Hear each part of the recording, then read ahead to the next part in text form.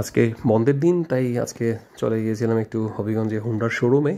ওইখানে আমার বাইকের কিছু হালকা অ্যাডজাস্টমেন্টের ব্যাপার ছিল। তো আনফর্চুনেটলি ওনাদের শোরুমের কোনো কাজ হচ্ছে না। ওনাদের যিনি এখানকার ডিলার ছিলেন হুন্ডা শোরুমের, ওনার বিজনেস উনি গুটিয়ে নিয়েছেন। সেম ওরা জানালো যেটা মৌলভীবাজারের ক্ষেত্রেও একই ঘটনা।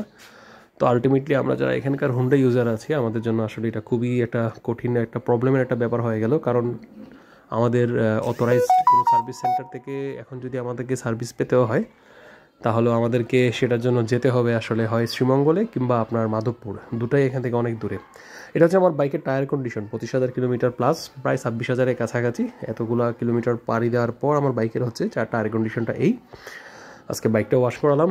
ওয়াশ করানোর পর একটু হালকা রোদে রেখেছিলাম। তো বাইকের এই অবধি যাত্রায় আসলে আমার কোনো মেজর কোনো ইস্যুই ছিল না। চেইন পকেটের চেইনটা জাস্ট একবার পরিবর্তন করেছি, মাস্টার সার্ভিস করেছি 2-1 বার, এই যা।